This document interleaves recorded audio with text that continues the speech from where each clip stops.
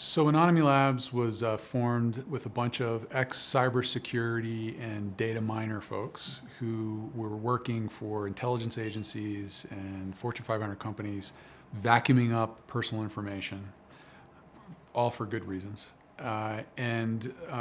We decided to sort of take all that tradecraft and knowledge and bring solutions to the consumer world so that consumers can control more of their personal private information. So we like to think of ourselves as a consumer privacy company. Let's say you want to search online, and I don't just mean Google. Let's say you're looking for an insurance quote, or you've got some symptoms and you want to know if you've got certain types of sensitive diseases, or you just want to buy a house. So if you go to any of these sites, first thing they want, your mobile number and an email address. Why? Because they put that in their database and they go wash it with a bunch of other advertising companies, and they want to market to you, and they want to just blast you with marketing. So with our app, you can create a searching identity. And that searching identity has a phone number that works. It has an email that is, an actual email. You generate that in seconds. And you use those, credentials as your sort of credentials to log into those sites.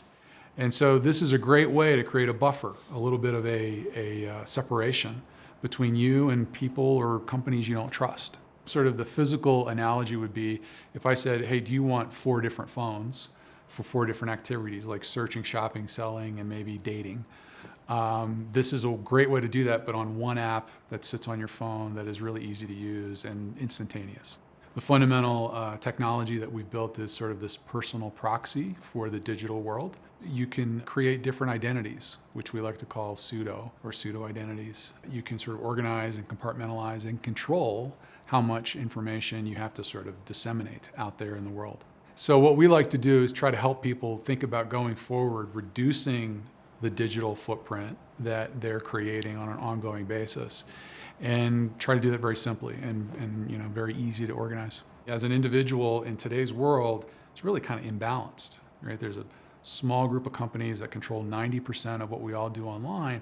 And as we've seen in the recent sort of 2016 election, that can be used and actually weaponized in ways that we never intended.